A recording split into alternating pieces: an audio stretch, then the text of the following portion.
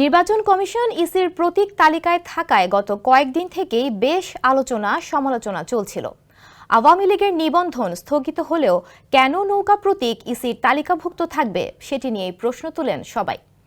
এসবের মধ্যেই আইন মন্ত্রণালয়ে নৌকা প্রতীক শিডিউলভুক্ত করতে পাঠানো হলে বিষয়টি নিয়ে রাতে ফেসবুকে পোস্ট দেন স্থানীয় সরকার উপদেষ্টা আসিফ মাহমুদ সজীব ভূঁইয়া। এরপর সকালে নিবন্ধন স্থগিত হওয়া বাংলাদেশ আওয়ামী লীগের নৌকা প্রতীক নির্বাচন কমিশনের ওয়েবসাইট থেকে সরিয়ে ফেলা হয়েছে।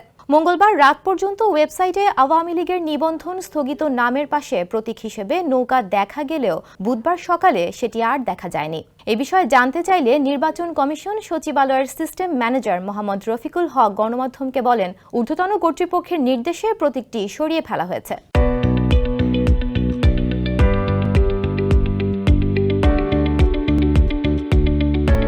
রাতে এক ফেসবুক পোস্টে উপদেষ্টা আসিফ মাহমুদ সজীব ভূঁইয়া নির্বাচন কমিশনের সমালোচনা করে প্রশ্ন রাখেন, অভিশপ্ত নৌকা মার্কাটাকে আপনারা কোন বিবেচনায় আবার শিডিউলভুক্ত করতে আইন মন্ত্রণালয়ে পাঠালেন? সাংবিধানিক প্রতিষ্ঠান হিসেবে আপনারা এই গণ অভ্যুত্থানকে বৃদ্ধাঙ্গুলি দেখালেন। কাদের এজেন্ডা বাস্তবায়ন করতে এবং কাদের দিতে এই মার্কা রেখে দিলেন?